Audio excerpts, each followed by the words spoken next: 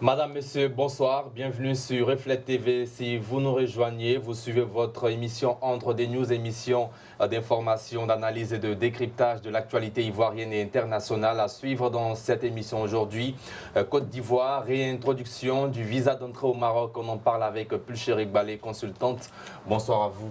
Bonsoir Sidi. Et un nouveau consultant, Guillaume Bato, un visage que vous connaissez très bien, journaliste, directeur général de Notre Voix. Bonsoir Guillaume Bato. Bonsoir Sidi. Merci de nous avoir rejoints. C'est un plaisir. Alors, dans la seconde partie de cette émission présidentielle 2025, le jeu des alliances se poursuit. Nous serons rejoints dans cette partie, dans une trentaine de minutes, par Dr Paul Hervé Agougli, secrétaire général de Objectif République. Alors, place à la première partie de cette émission.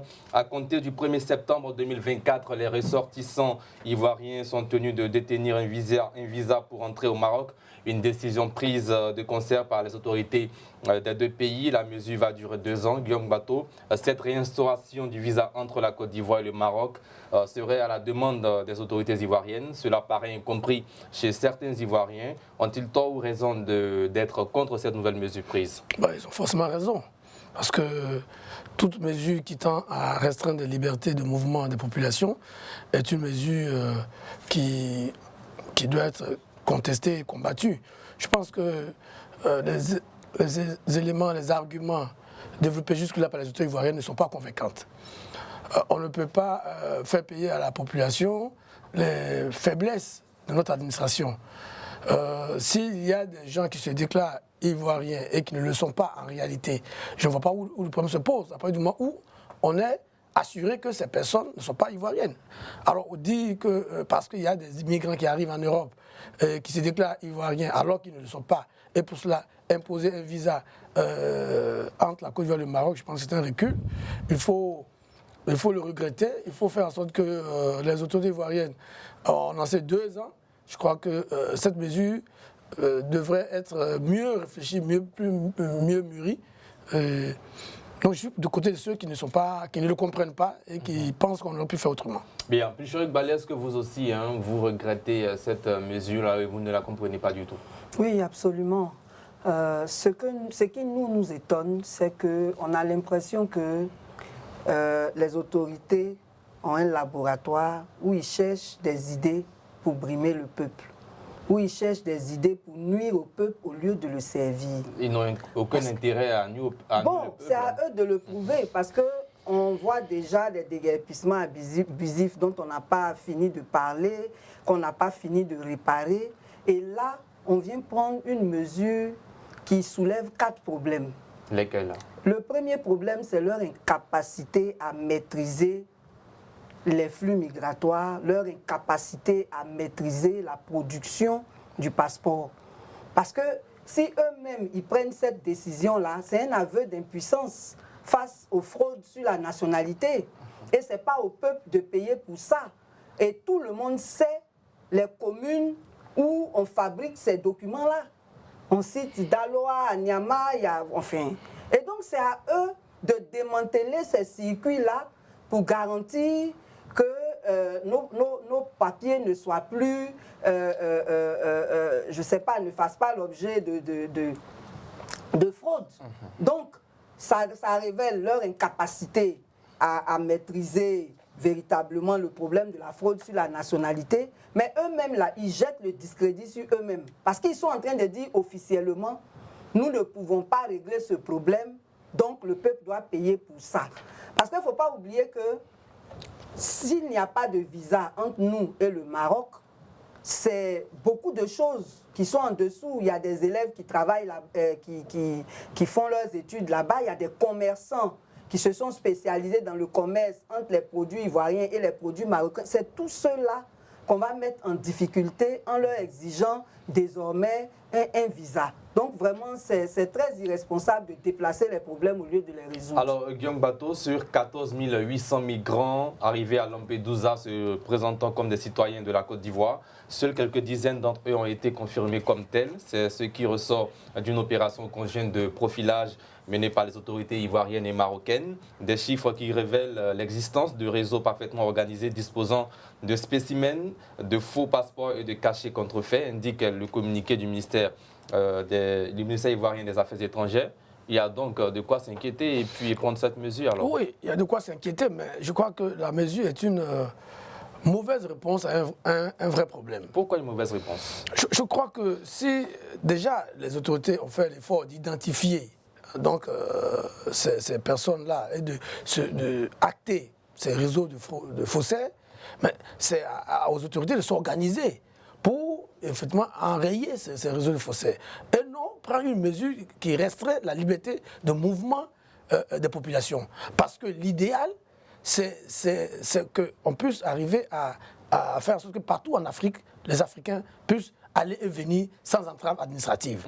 Au lieu de cela, on rétablit un visa entre deux pays qui ont une longue tradition d'absence de visa. Donc je pense que la question des migrants doit être traitée, je crois, à un autre niveau. Voilà. Le communiqué du ministère des Affaires étrangères dit qu'il y a des réseaux de faussaires. Mais il faut justement identifier ces réseaux et les traiter au lieu d'instaurer, parce que je ne crois pas que c'est en réinstaurant le visa, s'ils ont les spécimens du passeport, mais ils vont avoir les spécimens du visa. Voilà. Et c'est les citoyens honnêtes qui vont en pâtir. Donc je crois qu'il faut régler les problèmes. Il faut, avec les autorités marocaines, discuter clairement et voir comment on peut faire face à ces problèmes. Au lieu de pénaliser, Mme Balé disait tout à l'heure dans sa prise de parole, c'est tout un écosystème qui va être bouleversé. Et les délais sont extrêmement courts. On annonce une nouvelle pratiquement à la mi-août qui va prendre effet à peine 2-3 semaines après. Vous voyez, tout ça, ça ressemble un peu à de l'improvisation. Ça ressemble à de l'improvisation et moi j'invite vraiment nos autorités à revenir sur cette décision, à travailler parce que nous, citoyens africains, nous souhaitons que les entraves à la liberté d'aller et de venir soient supprimées partout en Afrique. Et l'exemple avec le Maroc, qui est candidat à l'intégration à la CEDEAO, c'était un bel exemple. Alors, revenir et avec des arguments sur la migration me semble assez... le problème de la migration, le problème de la fraude sur les documents existe. Et ceux qui font la fraude sur les documents ne vont pas tous au Maroc. À ce rythme-là, tous les pays de la CEDEAO ont rétabli les visas. Mais on sait tous que le Maroc n'est pas loin de l'Espagne. Écoutez, est-ce que vous pensez que... C'est le chemin. Est-ce que vous pensez que tous les fraudeurs vont au Maroc? Je ne crois pas. Même dans notre espace communautaire, il y a des fraudes sur les documents. Même à l'intérieur de notre pays, il y a des fraudes sur les documents. Je ne crois pas que le rétablissement du visa entre la Côte d'Ivoire et le Maroc soit la solution au problème que vous évoquez. Alors, avant de revenir à Pulcherik Balé, comment avez-vous perçu cette décision? Un État qui demande à un autre État d'établir désormais un visa. Je trouve que c'est déplorable. Mme Balé a dit que c'est un aveu d'impuissance. Un État ne doit pas reculer face au problème. Voilà. Aujourd'hui, clairement, ce sont les Ivoiriens qui vont être pénalisés. Parce que ce visa-là va alourdir, on connaissait un peu les difficultés administratives que nous avons, les délais que cela va créer.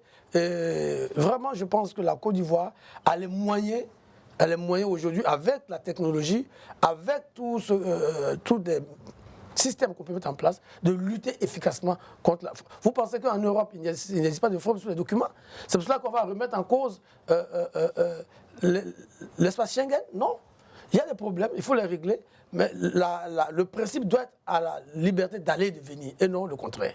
Bien, Pulcherik Balé, on sait que vous n'êtes pas d'accord pour cette mesure, mais est-ce que selon vous, cette mesure est-elle efficace? C'est vrai que ça restreint la liberté de circuler. Est-ce qu'elle est efficace pour lutter contre les faux passeports des voyageurs se rendant au Maroc?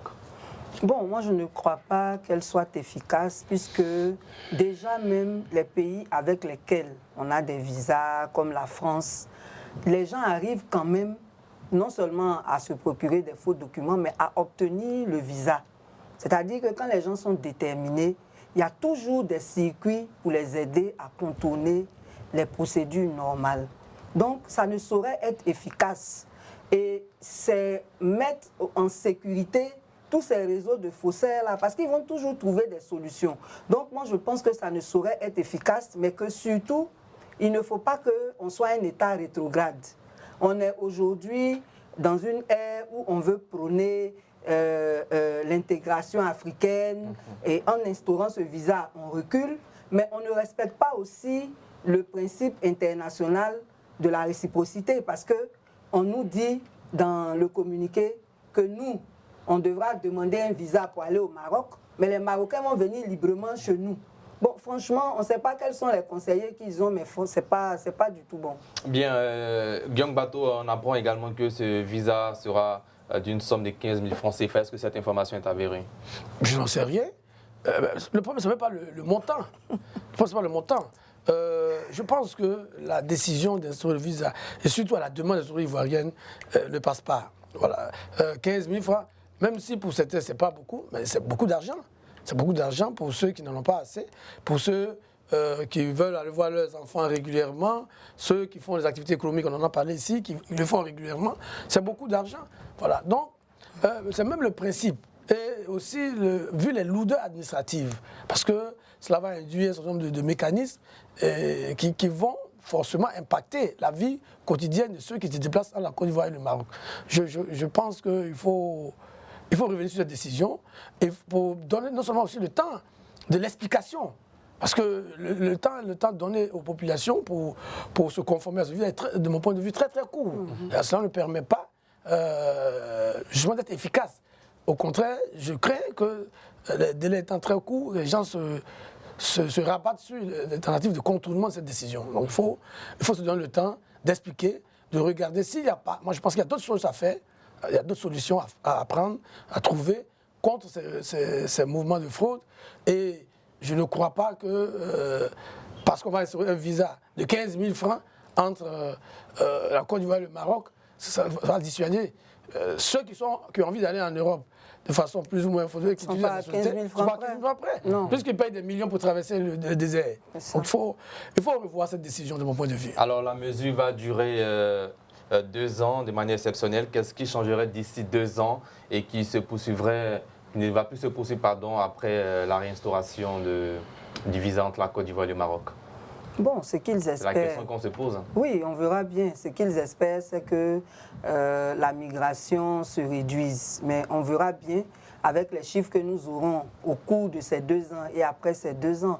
Mais une chose est sûre, c'est qu'il faut avoir le courage de surseoir à cette décision parce qu'elle n'est pas bonne à tout point de vue. Guillaume Bato, 2 ans, est-ce que c'est suffisant pour lutter contre ce phénomène qui prend de l'ampleur en Côte d'Ivoire? On voit bien que le gouvernement avance cette période de 2 ans, justement parce que le gouvernement est conscient que c'est une mesure qui ne passe pas. Et donc, ce délai apparaît comme une façon d'atténuer le choc. Voilà. Et le gouvernement est conscient, vu le flux de mouvement des populations entre la Côte d'Ivoire et le Maroc aujourd'hui, que c'est une décision qui ne va pas bien passer. Donc, il avance en même temps le chiffre de 2 ans. Il veut même préciser qu'il y aura des évaluations au cours de cette période.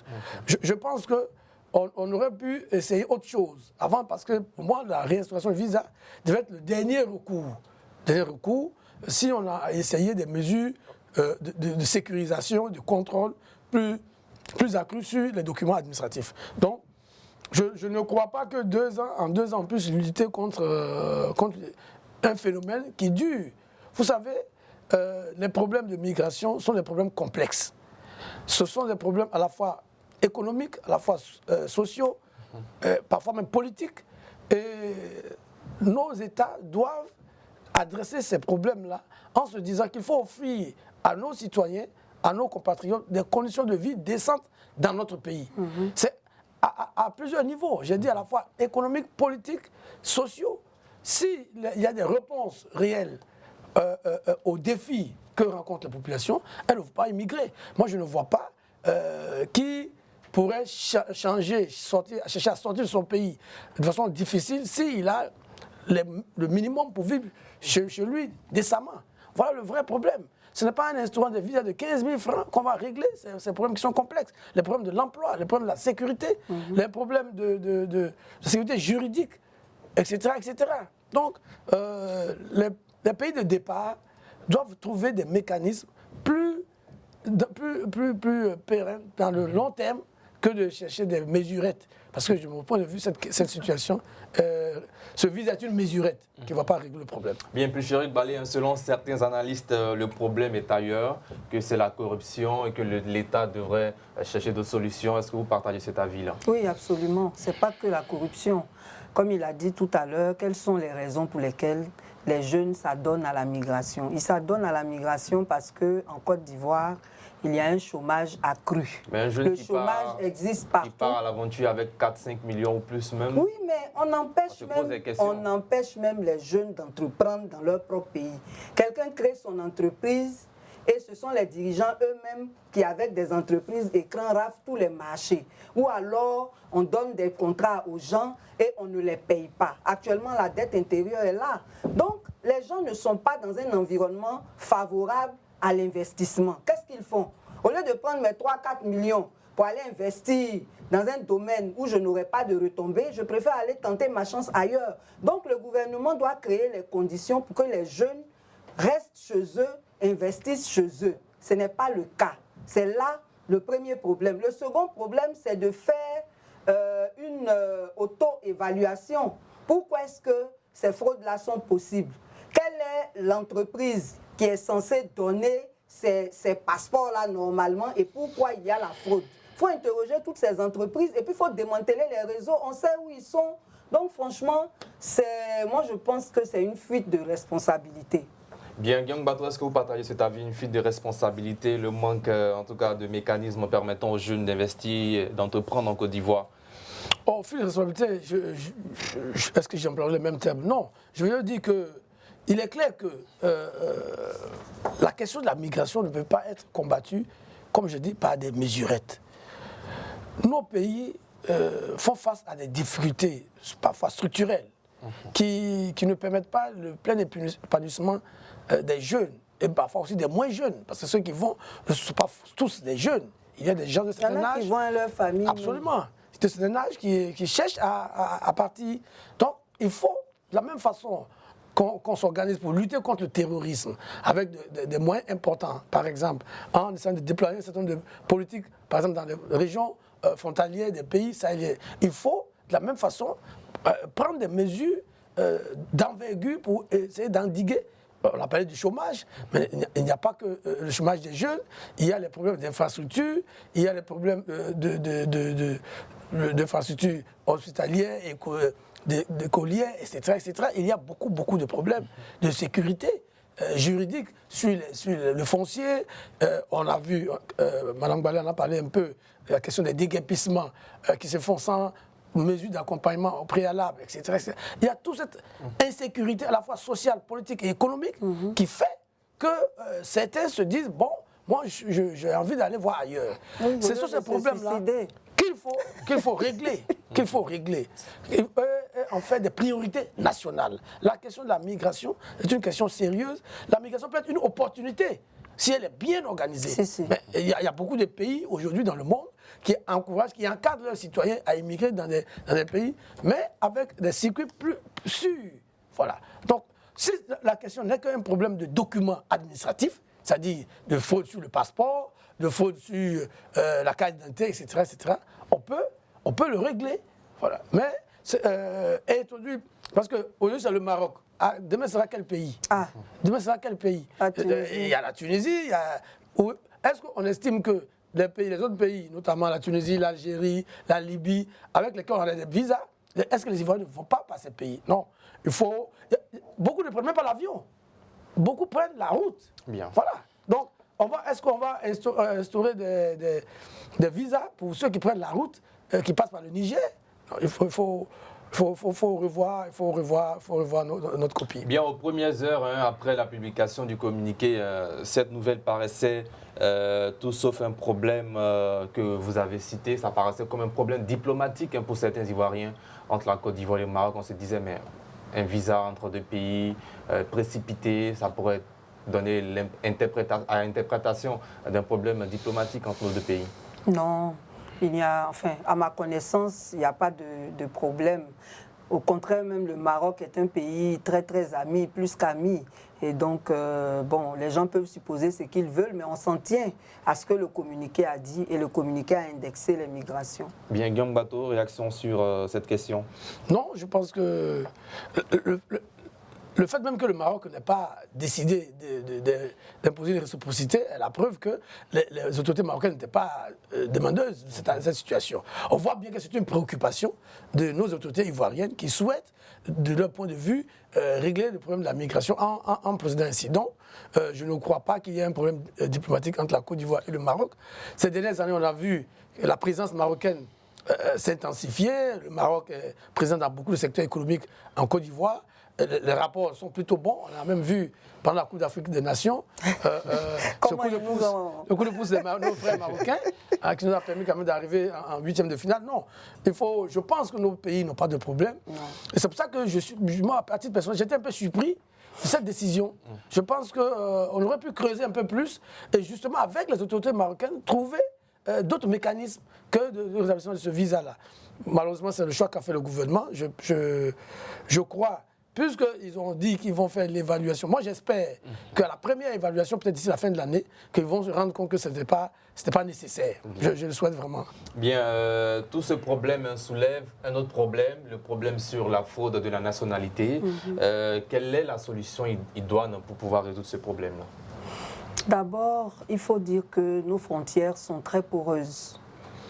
Nos frontières sont très poreuses. Et si vous avez la chance d'aller là-bas, vous verrez que même les forces de l'ordre qui sont en service là-bas sont sous-équipées.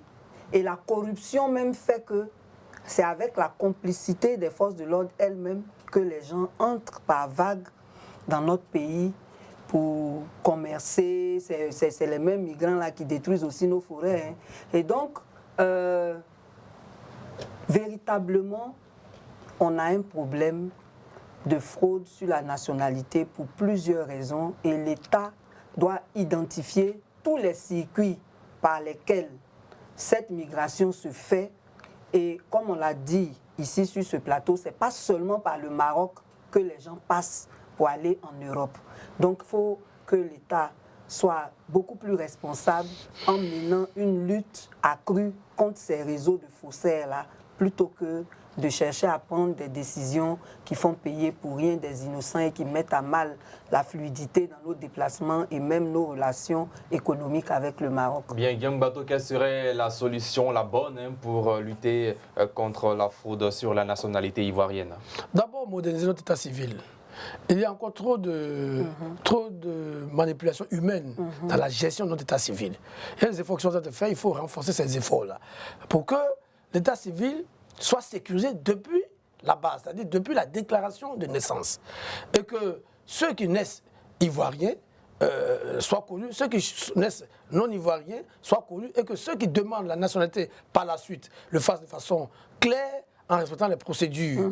Mais c'est parce que notre état civil aujourd'hui n'est pas sécurisé. Et vous n'oubliez pas quand même que notre pays a connu une longue crise entre 2002 et 2011, près de 60% du territoire national qui était passé sous la gestion de la rébellion.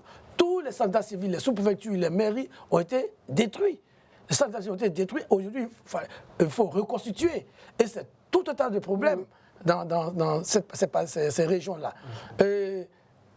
Voilà, il y a encore, comme je dis, il y a encore trop de problèmes à régler sur l'état civil. Il faut espérer que les réformes qui sont en cours en ce moment avec l'ONESI, avec le ministère de l'Intérieur et de la Sécurité, que ces efforts-là contribuent à assainir notre état civil, à sécuriser les documents administratifs. La technologie a beaucoup évolué et beaucoup de pays sont en avance sur nous, sur ces questions-là. On peut, dans le cadre de partenariat avec ces pays, avec ces institutions, aider non seulement à sécuriser l'état civil, mais à sécuriser tous les documents administratifs. C'est possible. D'autres pays l'ont réussi. Il n'y a pas de raison que notre pays ne réussisse pas. Il faut simplement la volonté politique de le faire et y mettre les moyens. Parce que le problème souvent en Côte d'Ivoire, c'est cela. Les problèmes sont connus, les solutions sont connues, mais la volonté politique manque souvent et c'est dommage. Bien. Alors, on se pose aussi la question, hein, qu'est-ce qui explique le fait que ces migrants-là utilisent, disons, des cartes nationales d'identité ivoirienne ou des passeports ivoiriens pour effectuer leurs différents voyages? Bon, certainement que c'est ce qu'ils obtiennent plus facilement. Pendant que le citoyen lambda pleure parfois 4 ans pour avoir une CNI, ces migrants-là arrivent dans les communes qu'on connaît avec les circuits qui existent. En une semaine, les gens ont la carte nationale d'identité. Donc, moi, je pense que c'est peut-être plus facile pour eux d'obtenir les pièces ivoiriennes que d'autres pièces, donc ils viennent là où c'est facile. Guillaume Bateau, c'est... Je pense aussi qu'il y a aussi la crédibilité du pays. La Côte d'Ivoire n'est pas un pays crédible, c'est ça? Non, au contraire. Je pense que les gens sont peut-être plus fiers de dire que je suis ivoirien parce que c'est un pays qui a une bonne réputation. Que les Ivoiriens eux-mêmes. Oh, bon, écoutez, moi en tout cas je suis fier d'être ivoirien. Voilà, je suis très fier d'être ivoirien. J'aime beaucoup mon pays, mais ça ne m'amènerait pas à frauder sur la nation. Donc pour les ressortissants de pays parfois environnants ou d'autres pays, il y a ce sentiment peut-être de vouloir appartenir à notre pays. C'est une bonne chose de vouloir être citoyen national dans le pays. Quand on ne l'est pas, il y a des procédures.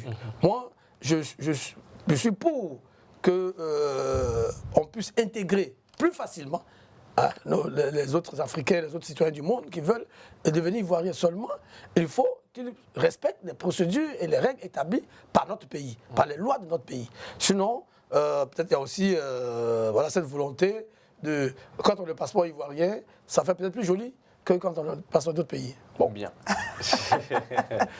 Voilà, madame, monsieur, malheureusement, nous sommes au terme de cette première partie de l'émission. Nous avions parlé de la réinstauration, sinon de la réintroduction du visa d'entrée au Maroc. Désormais, les Ivoiriens qui doivent se rendre dans ce pays doivent être détenteurs d'un visa ivoirien. C'est la fin de la première partie. Merci à vous, Pulcher Balé. On se donne rendez-vous jeudi. Jeudi, c'est ça.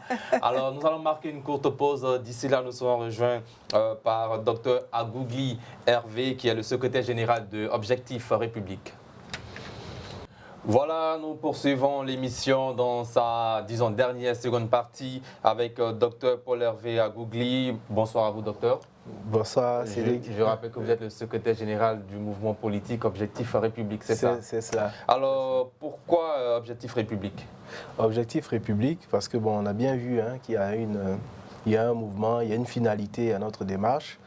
Je le dirai rapidement parce qu'on n'a pas beaucoup de temps. Je trouve que, enfin, sur l'échiquier politique ivoirien, la démarche politique ressortie a un certain nombre de choix aléatoires. Souvent, on se lève un matin, on veut créer un parti politique et puis on dit, bon, je m'appelle tant, je m'appelle X ou Y.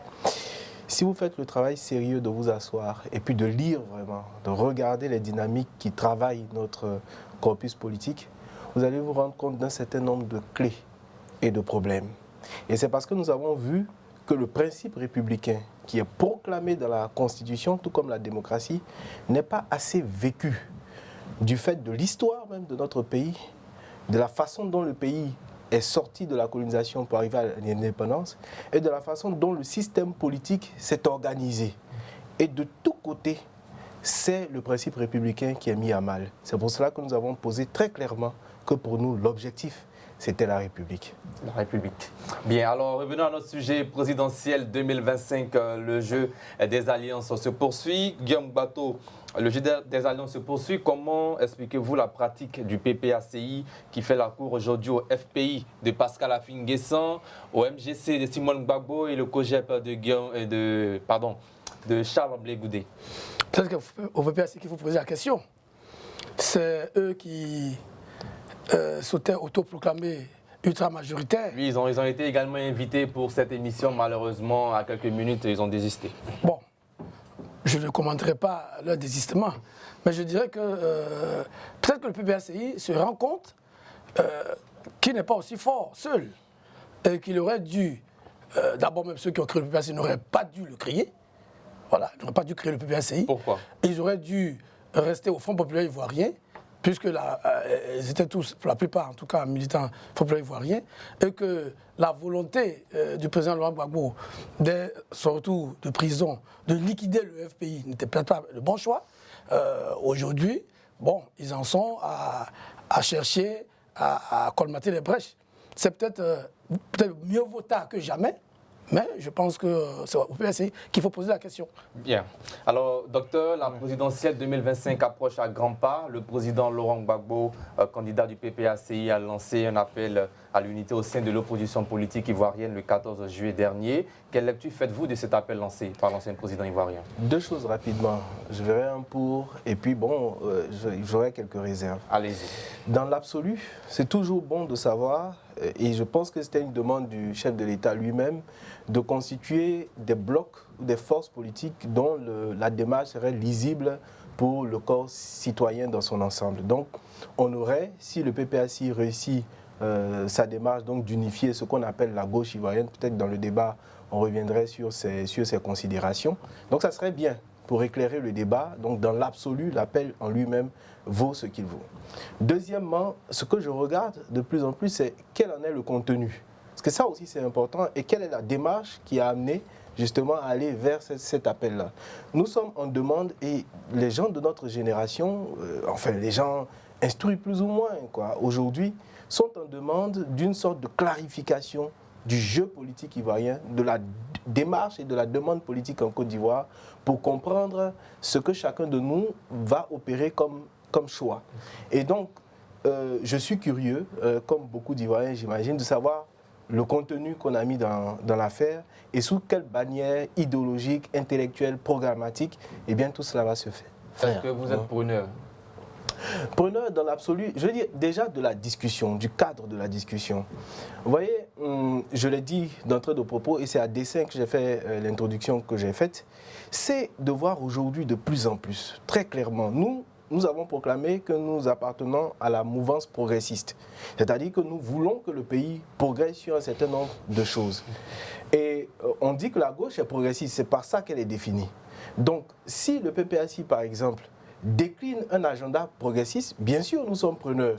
Mais quel est cet agenda? C'est bien ça la question que nous nous posons aujourd'hui. Et on ne peut pas l'évacuer, pardon, je dis d'un trait, on ne peut pas l'évacuer sous le prétexte d'une urgence de l'agenda, c'est-à-dire on a 2025 et donc faisons fi de la demande interne qui est profonde.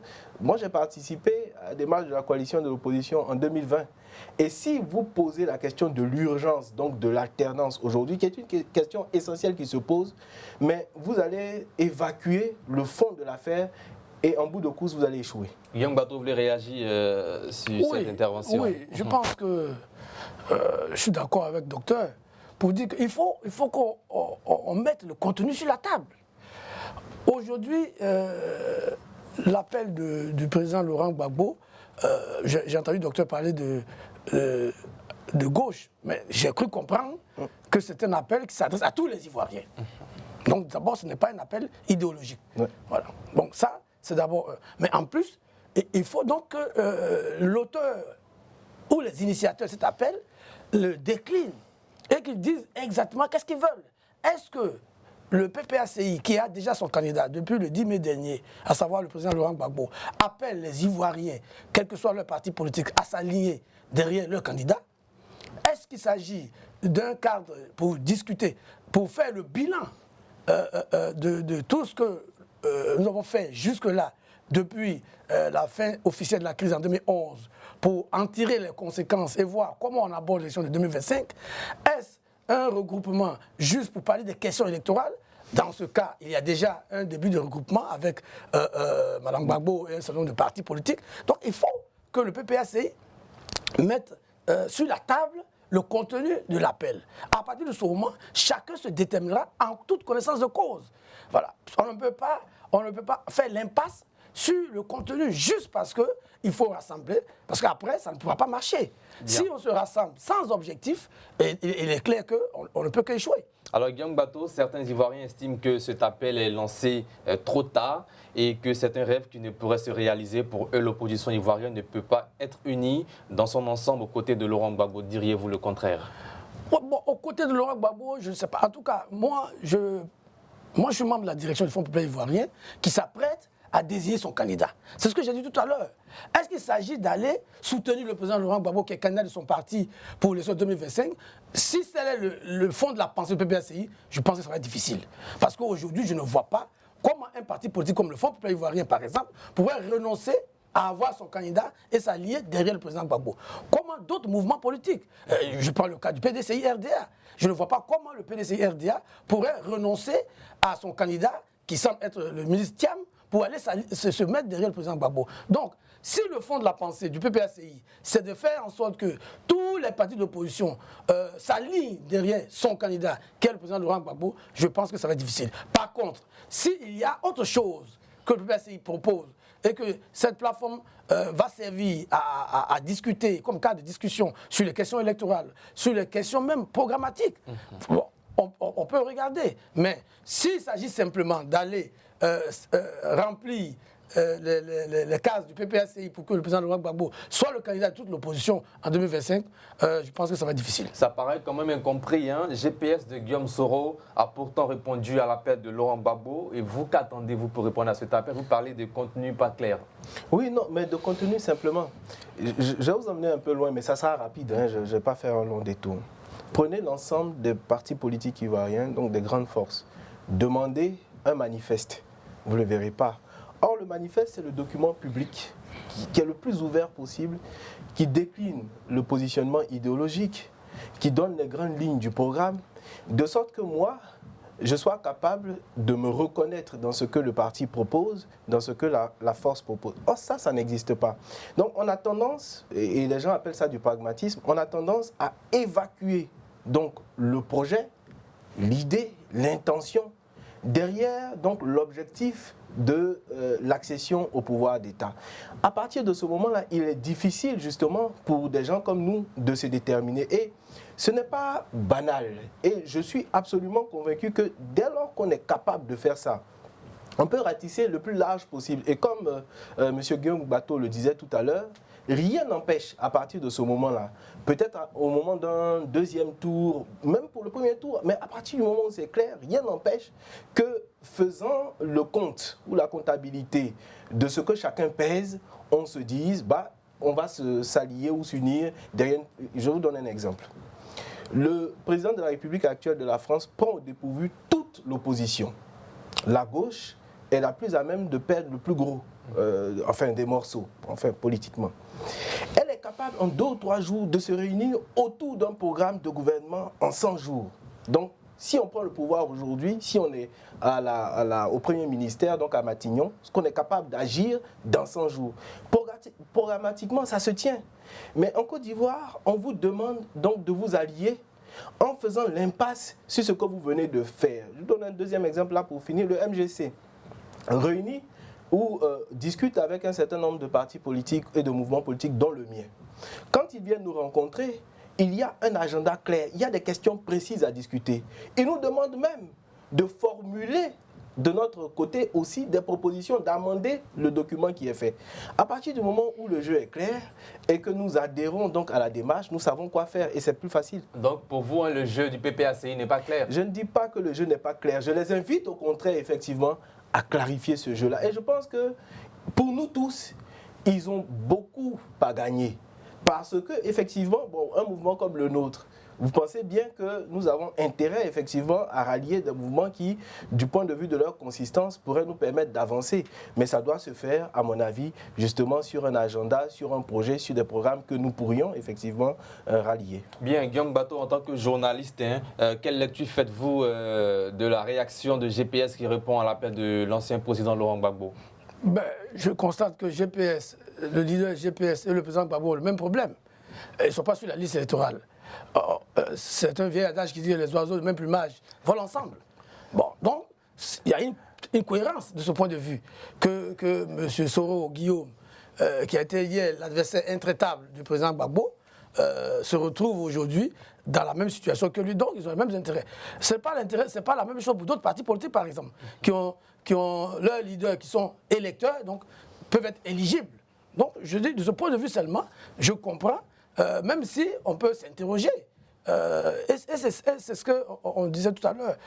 Sur les alliances en Côte d'Ivoire, il faut des objectifs clairs. Aujourd'hui, le GPS se retrouvait avec le PPACI.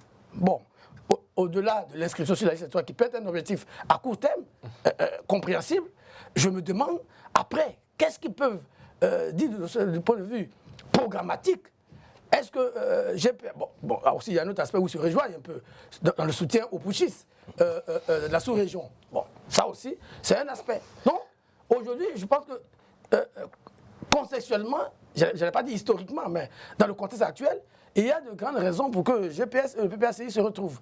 Est-ce le cas pour les autres partis politiques ivoiriens?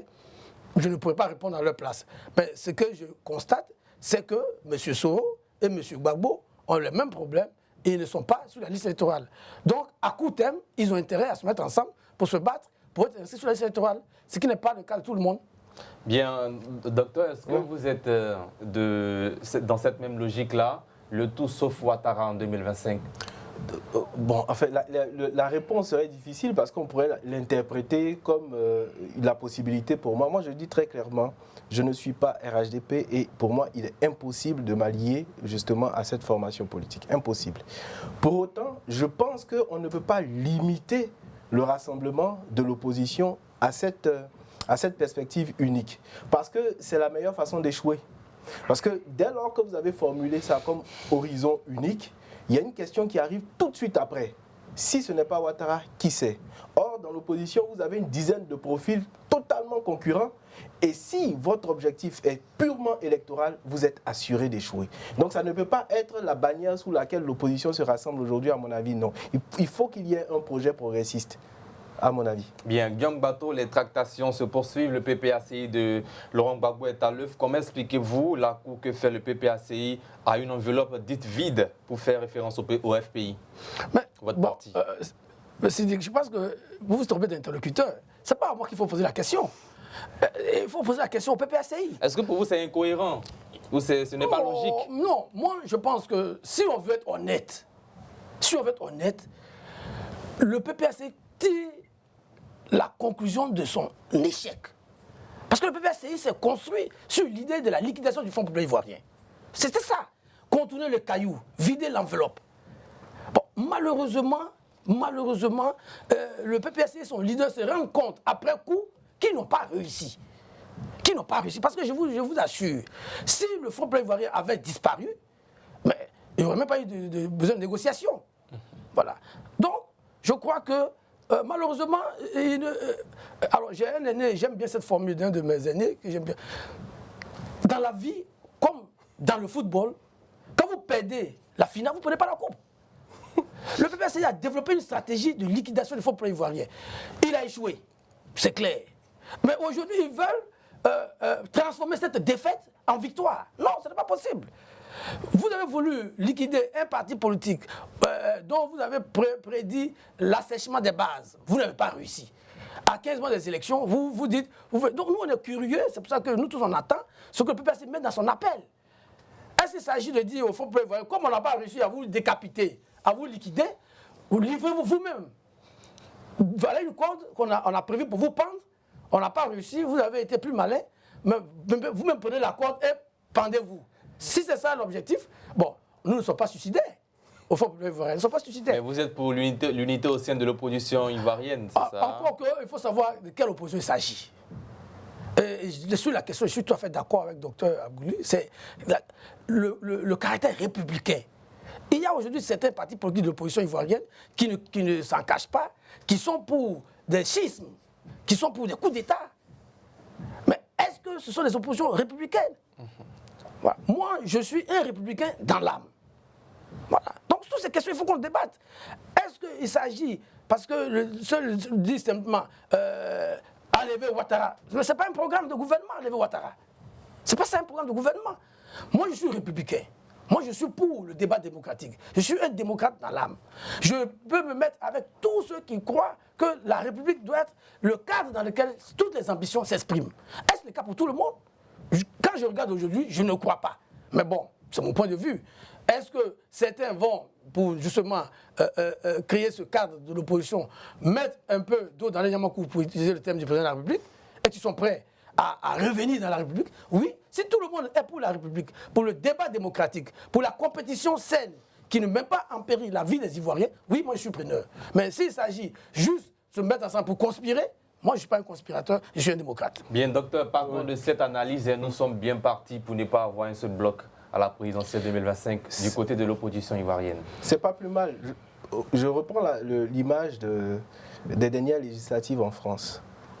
Vous avez identifié, pour reprendre le concept de la République, vous avez identifié, ou il a été identifié, un parti hors de l'arc républicain, le Rassemblement national. Quoique les autres partis ou les autres blocs ne se soient pas unis derrière une seule bannière, on a été capable de travailler à limiter l'influence, n'est-ce pas, du Rassemblement national. Donc, ce n'est pas plus mal de ne pas avoir un seul bloc. Mais à partir du moment où on est conscient d'un certain nombre d'enjeux, moi je dis ces enjeux-là doivent être itémiques. C'est-à-dire, il faut qu'on soit d'accord avec ce qu'on n'est plus d'accord, ce avec quoi on n'est plus d'accord dans l'arc ou dans le champ républicain. Quand on sait qu'on a formulé ça, c'est-à-dire, je vais vous donner deux principes. Parce que quand on dit République, il y a deux principes. C'est comme souvent quand les gens disent démocratie et qu'ils limitent la démocratie aux élections. C'est une catastrophe ivoirienne. La démocratie s'est fondée sur deux principes. Alternance au pouvoir, limitation des mandats. Allez prendre tous les livres, c'est inscrit dedans. Donc, s'il n'y a pas d'alternance au pouvoir, s'il n'y a pas de limitation de mandat, le chef, le souverain, le président peut aimer de 1000 façons à un certain moment. Là, vous n'êtes pas dans la démocratie. La République a deux principes. La souveraineté est populaire. Elle appartient au peuple. Elle n'appartient pas à un individu. C'est pour cela, je cite très souvent cet article de la Constitution qui dit que la souveraineté appartient au peuple. Elle défend ensuite. Aucun individu ni aucune section du peuple ne peut s'en arroger l'exercice. Deuxième principe de la République, c'est la citoyenneté. La citoyenneté dit, dans un pays, les citoyens ont un rapport d'équivalence les uns avec les autres. Au-dessus d'eux, il n'y a personne sauf la loi. Quand vous regardez la Côte d'Ivoire, vous avez un souverain qui est au-dessus de tout le monde. Il s'appelle le président de la République. C'est une catastrophe. Donc quand moi, j'entends ça quelque part, je cours. Quand j'entends ça, je cours. Donc il faut qu'on formule très clairement certaines idées derrière lesquelles on se réunit et de ne pas se réunir ou s'allier simplement sous le prétexte qu'un individu serait le problème. Tant que vous n'avez pas changé ça dans votre constitution, écoutez, vous mettez un autre Léviathan à la tête et puis 5 ans après, on se bat tous ensemble pour le chasser de nouveau. Donc voilà ce que j'attends très clairement. Pas forcément un bloc unique de l'opposition, mais des sujets sur lesquels on travaille. Quand on descend dans l'arène en 2025, on porte tous la même voix et puis on gagne. Chacun son candidat. Oui, ça peut arriver au premier tour. Je vais vous dire, quel est l'enjeu aujourd'hui? Ce pourquoi nous avons rejoint la plateforme donc, du MGC et des autres. Mais parce qu'on dit qu'on va travailler à l'alternance et qu'on a identifié un certain nombre de sujets sur lesquels il faut progresser. La CEI, la liste électorale, ainsi de suite. Quand cet environnement est créé, mettez 1000 candidats. L'alternance est possible à la fin et le jeu est éclairé. Donc ce n'est pas le sujet de dire qui vient. C'est le sujet de dire on obtient une alternance, dans 5 ans on peut en obtenir une autre. La victoire est plus efficace que si elle porte sur un individu qui va vous créer des problèmes demain. C'est ça. Bien, Guillaume Bato, finalement, à combien de plateformes ou même de coalitions politiques allons-nous assister? Il y a quelques jours, des partis de l'opposition politique se sont réunis au siège du PDCI-RDA pour lancer un appel, en tout cas pour la réforme profonde du système électoral ivoirien.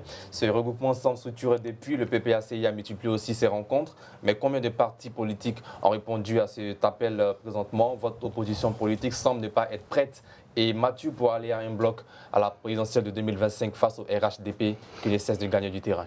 Oui, je crois qu'il ne faut pas avoir comment je vais appeler ça, le fétichisme des blocs ou d'un seul bloc. Mais écoutez, nous sommes aussi divers que différents dans l'opposition. Je vous l'ai dit ici, il y en a qui ne croient pas à la démocratie, qui sont dans l'opposition ivoirienne aujourd'hui. Il y en a qui ne savent même pas ce qu'ils veulent. Voilà. Nous autres, nous appartenons à un parti politique qui s'est forgé dans la tradition, dans la culture démocratique. Notre doctrine, c'est l'alternance pacifique au pouvoir. Donc, il y a des valeurs. Donc, si chacun a ses valeurs, chacun doit être capable de défendre ses valeurs. Et si, chemin faisant, il y a des personnes qui partagent les mêmes façons de voir, vous pouvez vous mettre ensemble. Donc, moi, ça ne me gênerait pas qu'il y ait 15, 20, 40 blocs. Mais, récemment, au Sénégal, il y avait combien de candidats à l'élection présidentielle? C'est pas d'une vingtaine. Mais il y a un qui a gagné au premier tour. Pourquoi on croit en Côte d'Ivoire que c'est en mettant les magouillas, les serpents, les crocodiles ensemble qu'on va gagner l'élection? Non. Au contraire, de mon point de vue, cela brouille le discours. Cela brouille le discours. Il faut que chacun soit capable de dire au peuple de Côte d'Ivoire ce qu'il propose. moi je pense que nous sommes à 15 mois des élections. Au lieu de courir derrière les coalitions, parfois hétérogènes, et à perdre du temps à discuter de qui va s'asseoir à quelle place, etc., que chacun décline son projet. Que chacun décline son projet. Que chacun dise ce qu'il compte faire pour les Ivoiriens, pour les 5 années qui vont venir. Et qu'on laisse les Ivoiriens choisir en toute liberté. Ça, c'est ma conviction personnelle. Le reste, si je prends le cas du Front ivoirien, qui est déjà dans une coalition qui s'appelle l'Alliance des forces démocratiques, qui travaille ensemble depuis plusieurs années, moi, s'il y a d'autres mouvements qui sont d'accord pour rejoindre l'AFD sur la base de notre programme, sur la base qui va être décliné au prochain congrès, notamment peut-être début novembre, moi, ça ne me gêne pas. Si les gens aussi ne sont pas d'accord avec notre programme, qui propose autre chose, moi, ça ne me gêne pas. Le seul juge, c'est le peuple de Côte d'Ivoire, qui doit savoir juger sur pièce, sur la base que chacun propose. Donc, on n'a pas forcément besoin de mettre tout le monde ensemble dans une maison. Bon, on ne sait pas de quoi on parle. Certains veulent aller à Man, d'autres veulent aller à Bassam. Bon, c'est la meilleure façon de ne pas arriver au plateau. Alors, alliance RHDP-FPI, est-ce que ce serait encore possible en 2025? D'abord, il n'y a pas d'alliance entre RHDP-FPI. Il y a un partenariat. Il y a un partenariat. Il y a un partenariat sur la démocratie, justement, sur la réconciliation nationale et sur la cohésion sociale. Ce partenariat, il existe. Chaque parti apprécie ce partenariat. J'espère que dans les prochains jours, on fera le bilan. Mais ce n'est pas un partenariat électoral, c'est écrit noir sur blanc. Mais est-ce que le FPI exclut un partenariat avec le RHDP? Par exemple, le PDC-RDA n'est pas dans une logique de coalition ou d'alliance avec le RHDP en 2025? Le FPI est un parti démocratique, il n'exclut rien. Il n'exclut rien. Le FPI attend de décliner son programme, de présenter son candidat et de discuter. Moi, je crois que quand on a un pays comme la Côte d'Ivoire qui a beaucoup de défis, il ne faut pas s'enfermer. Du point de vue, il faut d'abord soi-même dire ce qu'on veut faire et puis laisser la porte ouverte aux discussions avec tous les Ivoiriens. Ceux qui sont d'accord sur le projet républicain, sur le projet progressiste que le FPI va porter. Donc après cela, est-ce que le FPI pourrait faire une alliance avec le RHDP ou un autre parti politique? Ce sont les instances du FPI qui le décideront le moment venu. Pour le moment, il y a un partenariat qui a été éprouvé, dont il faut peut-être tirer les conséquences pour voir s'il a été positif pour l'une ou l'autre des parties et puis avancer. Dans tous les cas, moi je pense qu'il faut que notre culture démocratique s'affine. Il faut qu'on dépassionne les débats. Il faut qu'on arrive à ce que chaque acteur politique avance à visage découvert. Il ne faut pas avancer masqué. Nous n'avons plus besoin d'avancer masqué. Et qu'on assume les choix qu'on fait, quels qu'ils soient. Bien. Docteur Gougli, vous qui saluez la démarche du mouvement des générations capables MGC, est-ce que vous aurez un candidat au sein de ce regroupement des partis de l'opposition? Moi, il y a quelque chose avec lequel j'ai été vraiment à l'aise, parce que Mme Simone Gbagbo l'a dit tout de suite quand on a commencé, la question du leadership n'est pas actuelle. Il faut la reporter. Les problématiques qui sont devant nous sont les problématiques de l'assainissement du système électoral. Vraiment, je prie les Ivoiriens, les hommes et les femmes de bonne volonté, de rasséréner la vie politique ivoirienne pour faire en sorte que ce qui est inscrit dans le principe démocratique, c'est-à-dire l'alternance. Je vois qu'aujourd'hui, la géopolitique entre guillemets, mondiale nous incline vers des figures puissantes, donc des hommes forts à la tête des États, et que le principe démocratique est ridiculisé. Les gens croient que c'est une affaire d'aujourd'hui. Depuis qu'on a créé la démocratie, ça existe les remises en cause jusqu'à ce jour. Mais je crois fondamentalement à l'alternance. Vous savez pourquoi? Parce que je crois que nous qui sommes sur le plateau, ceux qui nous écoutent, sont des gens intelligents. Ernest Renan disait que c'est le principe, c'est l'honneur de la France que d'avoir su montrer que la nation existe par elle-même. La nation, là, elle existe par elle-même. La nation ivoirienne doit pouvoir exister par elle-même. Elle doit pouvoir exister en dehors de quiconque la dirigerait. C'est l'honneur de notre pays. C'est pour cela que moi je pense que l'enjeu électoral est infiniment plus puissant que les enjeux particuliers de qui va arriver au pouvoir demain. C'est ça pour moi qui est fondamental. Donc aujourd'hui on n'en est pas encore là. On va y arriver et on se prononcera. Mais la première des batailles, la mère des batailles pour nous aujourd'hui, état de droit, réforme du système électoral. Mais s'il arriverait que vous devrez choisir un candidat au sein des regroupements avec les partis qui étaient présents à cette rencontre-là, quel choix feriez-vous? Le profil progressiste. Et on a la chance dans ce regroupement, c'est qu'on contribue, mais profondément, scientifiquement, à ce qui se décide. Moi, j'ai été dans le comité scientifique qui a fait la déclaration dernière. Donc, notre voix compte. Donc, comptez sur moi. Au moment où le profil du candidat va sortir, si la question est posée, ça sera forcément un candidat progressiste. Progressiste sur quoi? Sur l'idée de république. Progressiste sur quoi? Sur la réforme de la Constitution pour complètement limiter. Je dis souvent, l'État est l'adversaire. Pour maîtriser l'État et libérer les énergies citoyennes. Si vous lisez les programmes des uns et des autres, que vous voyez ça dedans, vous avez vu mon candidat. Si vous voyez ça dedans, mon candidat est là. Vous n'avez même plus besoin de me poser la question. Moi, j'ai une idée très claire de ce que je veux. Ce n'est pas les hommes. Ce sont les idées. Ce sont les programmes. C'est ça qui nous sauvera. La vision. La vision. Guillaume Bato, vous voulez réagir Oui, je crois que sur cette question, nous sommes tout à fait d'accord et à l'aise. À titre personnel, moi, mon engagement politique, c'est aussi pour des idées. Voilà, c'est aussi pour les idées. Et c'est ce qui a fait que j'ai choisi la légalité et le texte au Front populaire ivoirien. Quand était venu pour chaque militant de se déterminer entre les textes et les individus, j'ai fait le choix des textes qui, à l'époque, étaient clairement en faveur du président Pascal Affi N'Guessan, qui montrait que c'est lui qui était dans le vrai. C'est lui qui avait raison. Au regard de notre culture politique, au regard de notre histoire et au regard de nos textes. C'est ce que j'ai fait. Et aujourd'hui, ce sera la même chose. Les idées. Parce que nous ne pouvons pas avoir fait tout ce parcours qui est le nôtre, modestement. Depuis les années lycée, jusqu'à passer par l'université, etc., en étant syndicaliste pendant plus de 15 années, avec ce parcours, je dis en tout cas modestement encore, nous ne pouvons pas avoir fait ce parcours. Et venir aujourd'hui nous en remettre à des individus, ce serait notre échec. Et c'est pour ça que je suis fondamentalement contre l'autocratie, le pouvoir individuel et personnel, quel qu'il soit. Donc moi, je suis d'accord qu'aujourd'hui, le moment est venu, notre génération doit être capable de porter des idées.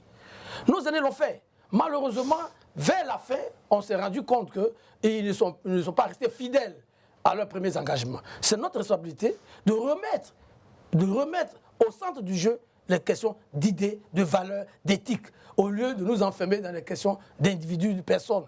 Nous sommes tous des mortels et nous allons tous passer. Mais il faut que les idées restent, il faut que la Côte d'Ivoire, notre pays, reste. Et de ce point de vue, je suis tout à fait d'accord que notre génération a un rôle historique. Nous avons combattu, en tout cas nos aînés, on les a suivis après, ont combattu le parti unique, la pensée unique, le leader unique. Je suis surpris aujourd'hui que ces mêmes années-là veulent nous enfermer dans l'idolâtrie d'un personnage, quel qu'il soit. Moi, je suis fondamentalement contre. Bien. Nous sommes malheureusement au terme de cette partie de l'émission, Madame, Monsieur, c'est la fin. Place maintenant aux différentes rubriques du jour.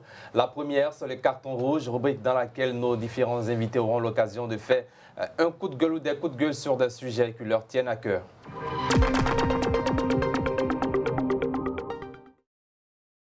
Voilà le carton rouge, le premier carton de cette émission, c'est avec Dr Agougli. Allez-y. D'accord. Alors, moi, je voulais revenir, parce que dans ma prise de parole, on a dû voir que j'étais sur les grands principes. On nous reproche ça au nom d'une forme de pragmatisme, on serait des théoriciens, tout ça. J'ai envie de prendre aujourd'hui, parce que l'occasion est très belle, Reflet TV est une grande chaîne, l'occasion est trop belle pour moi, rappeler ce qui était la demande de la gouvernance en 2010, quand le RDR, donc aujourd'hui le RHDP, s'apprêtait à monter au pouvoir, en tout cas quand il présentait la candidature de M. Alassane Ouattara. Si vous allez dans son projet de vivre ensemble, dont j'ai quelques extraits que je vais présenter aux téléspectateurs, il disait des choses très précises sur la démocratie et sur l'idée républicaine dont je me suis fait l'avocat tout au long de cette émission. Et permettez-moi de lire quelques séquences qui montre combien est grave la dérive que nous vivons aujourd'hui. Voici ce qui est dit. Et je cite le préambule donc du projet du Vivre ensemble. Nous devons construire ensemble la Côte d'Ivoire de demain. Il n'est plus question pour notre pays d'accepter un mode de gouvernement et une approche de société faisant fi des attentes de nos populations, des sentiments qui les animent et de leur existence à chaque instant. Nous voulons associer toutes les Ivoiriennes et tous les Ivoiriens au renouveau de la Côte d'Ivoire, à la définition des principes qui la guideront dans ses grands choix. Car la démocratie exige l'intervention permanente du peuple dans le processus de prise de décision. En d'autres termes, nous ne croyons pas que le rôle du citoyen se limite au choix d'un bulletin de vote glissé dans l'urne, abandonnant de ce fait et jusqu'à la prochaine élection tous ses pouvoirs à un candidat. Il n'y a pas de délégation absolue de la souveraineté et aucun élu ne doit s'arroger le droit de confisquer la parole au peuple. J'ai fini la citation. Qu'est-ce que nous constatons aujourd'hui? Sous le régime du RHDP, les libertés ont plus que reculé. Sous le régime du RHDP, il n'est pas possible justement d'interroger le citoyen ivoirien sur les grands principes de la gouvernance. La Constitution elle-même a pris le pouvoir du peuple pour les mettre entre les mains du président de la République et de la seule Assemblée nationale. C'est une catastrophe. C'est une régression terrible. Et c'est pour cela que, de mon point de vue, les enjeux ne peuvent plus être personnels. Ça, c'est une déclaration extraordinairement belle. Et combien belle est aussi la trahison de cette déclaration si fondamentale qui aurait pu nous permettre de progresser. L'occasion était belle, il me fallait le dire. Bien. Gang Bato, vous voulez réagir sur ce carton rouge? Dans cette rubrique, je n'ai pas le droit de poser des questions. C'est les invités ou consultants qui posent des questions au fond des réserves. Allez-y, Gang Bato. Oui, je crois que la citation du docteur Agoulé, en prenant référence à la gouvernance du RHDP, ne peut être que partagée. Vous savez, le président Ouattara, au départ, en 2010, demandait 5 ans. Nous avait dit qu'il avait besoin seulement de 5 ans pour transformer notre pays. Chemin faisant, avec la complicité du PDCI-RDA, parce qu'aujourd'hui, il y a des gens qui veulent se dédouaner, mais le PDCI-RDA est complice de ces dérives, parce que la Constitution de 2016 n'aurait jamais dû être votée. Le plafonnement, la limitation du mandat n'aurait jamais dû être retirée. Parce que si nous n'avions pas eu cette Constitution qui a retiré la limitation du mandat, qui a retiré ce nombre de pouvoirs, comme le dit le docteur Agoulé, nous n'en serons pas là. Et aujourd'hui, moi, je suis tout à fait surpris que ceux qui ont contribué à instaurer cet ordre, je ne sais pas s'il est nouveau ou ancien, fassent d'orant aujourd'hui. Donc, oui, les promesses n'ont pas été tenues. La gouvernance telle qu'elle a été promise en 2010, ce n'est pas celle à laquelle nous assistons. Et il y a certes des progrès du point de vue infrastructurel au niveau d'Abidjan. Moi, je viens juste de l'intérieur du pays. J'étais au mariage d'un ami à Issia et à Gagnoua. Mais vous voyez des villes complètement délabrées, abandonnées. À leur propre sort, j'étais à Odiéné il y a quelques jours. C'est la même situation catastrophique. Il suffit de sortir d'Abidjan, vous vous rendez compte que la Côte d'Ivoire, j'allais dire, ne vit plus. Les populations, moi je suis d'une région où, en temps de pluie, les populations, il n'y a pas de route, etc., etc. Il y a beaucoup de problèmes. Donc, je peux partager l'approche. Et c'est pour cela que nous pensons qu'il faut un vrai débat. Il faut un vrai débat sur les projets. Bilan contre projet en 2025. C'est pour ça que moi je suis personnellement contre la confixation des débats autour des questions futiles de regroupement, de cela. Il faut que chacun pose sur la table ses propositions, sur la base du constat qui a été fait, qui est celui que nous assistons à une Côte d'Ivoire à 2 vitesses. Bien, Gang Bato, votre carton rouge.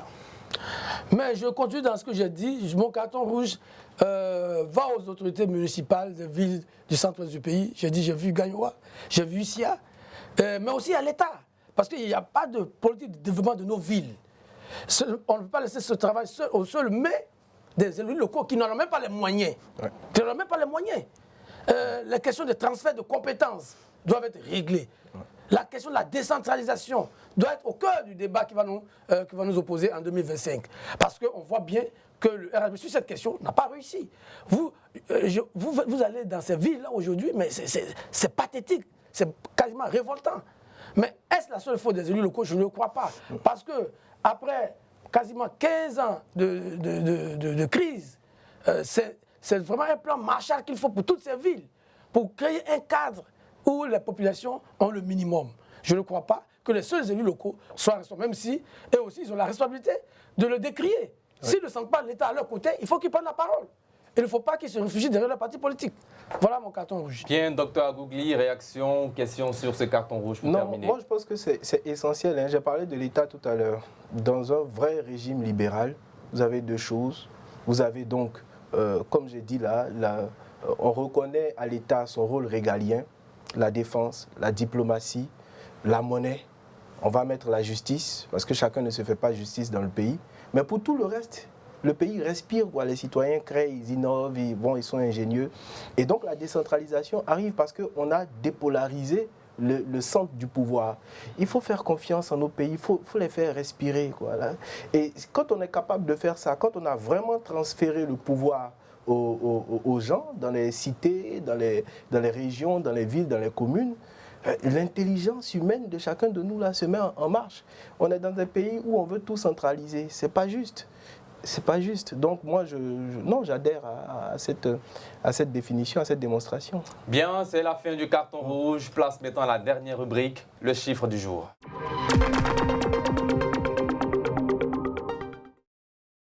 Chiffre du jour, c'est la rubrique dans laquelle nous mettons à l'honneur un chiffre en rapport avec la vie de la nation ivoirienne ou d'autres États. Et le chiffre du jour, c'est 4. Indice, sous-région ouest-africaine. Régime militaire. Il y a 4 pays qui ont fait des coups d'État. Non. Alors, le chiffre du jour, au Mali, le 18 août dernier, marquait l'an 4 de la prise de pouvoir du colonel Assimi Goïta, arrivé au pouvoir le 18 août 2020. Docteur Agougli, qu'est-ce que vous retenez de ces 4 années passées au pouvoir de la junte militaire malienne? Oui, le Mali a des défis, ça a été dit, des défis sécuritaires, tout ça, mais ça réinterroge, à mon avis, je ne vais pas faire le débat, vraiment je veux le lancer. Si on peut revenir une autre fois pour le faire, ça serait très intéressant. Ça réinterroge notre conception, notre compréhension. Même des gens qui sont favorables au régime malien vous disent désormais, nous on ne veut plus de démocratie, c'est bien comme ça, il n'y a plus d'élections et puis tout le monde est tranquille. Ceux qui ne lui sont pas favorables lui font le procès au nom de la même démocratie. Mais est-ce qu'on a interrogé vraiment, si vous entrez, moi je conseille à vos téléspectateurs un très beau livre, c'est même une monographie de quelqu'un qui s'appelle Adalberto Giovannini, Les institutions de Rome, il revient là-dessus, et pour voir quel était le rôle des dictatures en plein régime républicain. Donc ça réinterroge tout ça, ça demande de voir très froidement quelles sont les demandes ici ou là et de comprendre fondamentalement quelles sont les approches. Alors moi je souhaite bonne chance aux Maliens grosso modo, je leur souhaite que les dirigeants ne confisquent pas le pouvoir, ça vraiment je leur souhaite. Ce qui est opposé à cette demande, c'est l'urgence de sécurité. Jusqu'à quand ça va durer? J'espère pas indéfiniment, parce que sinon, en ce moment-là, je crois qu'on devrait se trouver en face de vrais problèmes. Parce qu'un pouvoir, un régime militaire qui s'éternise, alors qu'en principe, ça doit être des régimes d'exception, c'est toujours, fondamentalement, toujours un problème. Et je ne leur souhaite pas cet avenir-là aux Maliens. Bien, Guillaume Bato, 4 ans passés au pouvoir, le colonel Assimi Goïta, qu'est-ce que vous retenez de son passage durant ces 4 années? Moi, la question qu'il faut se poser, est-ce que en 4 années, les problèmes du Mali ont été résolus? Est-ce que M. Goïta a fait mieux que père à son âme, le président Ibeka, en termes sécuritaires, en termes d'éducation, en termes d'enrichissement des populations? On est bien obligé, même si on aime les putschistes, même si on aime les coups d'État, on est bien obligé de se dire non.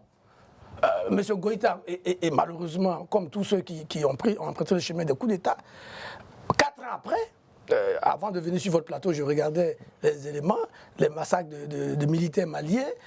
Il y a quelques mois, quelques semaines, c'était à Tizawaten. Là, on parlait de massacres encore de 15 militaires maliens, et c'est tous les jours. La question sécuritaire qui a motivé l'arrivée des militaires au pouvoir n'a pas été réglée. On a fait miroiter la libération de Tombouctou, je ne sais plus, Kidal. Mais aujourd'hui, M. Goïta n'a jamais mis pied à Kidal. Voilà. Donc, pour moi, c'est un échec. Et c'est malheureusement, certains Africains qui ont décidé la voie de la facilité, face aux vrais problèmes, soutiennent ces régimes-là, sous prétexte que la démocratie serait le mal dont souffrait l'Afrique. Alors que, on a l'exemple malien, en 4 ans, le régime de Bamako n'a rien prouvé. Changer de partenaire militaire, chasser les Français pour aller prendre les Russes, en plus, pour aller prendre des mercenaires russes, c'est une honte. C'est une honte. Juste parce qu'on veut rester au pouvoir. Et c'est malheureusement le chemin qu'on a emprunté. Le Niger, le Burkina, qui se veulent, quoi qu'au Burkina même, le président Traoré, s'est donné 5 ans. 5 ans, c'est dommage. Pour un démocrate comme moi, c'est regrettable. C'est regrettable. Et je crois qu'il faut reposer le problème. C'est vrai. Il y a des problèmes sécuritaires, mais je ne suis pas convaincu que c'est avec des régimes d'exception qu'on va régler les problèmes de l'Afrique. Bien, voilà, madame, monsieur, c'est la fin de cette émission. Merci à vous, Guillaume Bateau. Je rappelle que vous êtes consultant sur l'émission et directeur général de Notre Voix. Merci. On se donne rendez-vous cette semaine, dans un prochain jour. Et merci à vous également, docteur Paul-Hervé Agougli, secrétaire général du mouvement Objectif République. Merci d'être passé. Et nous restons ouverts pour d'autres émissions, si vous le voulez, bien sûr. Avec plaisir. Voilà. Merci à vous, chers téléspectateurs, d'avoir été nombreux à suivre cette émission qui se tient tous les jours du lundi au jeudi à partir de 20h15 sur les antennes de Reflet TV, diffusant également sur nos différents canaux digitaux, Facebook et notre site internet www.reflet.tv, la TV d'Orange et la TV de MTN. D'ici là, portez-vous bien, que Dieu veille sur vous, sur la Côte d'Ivoire et votre famille. Bonsoir.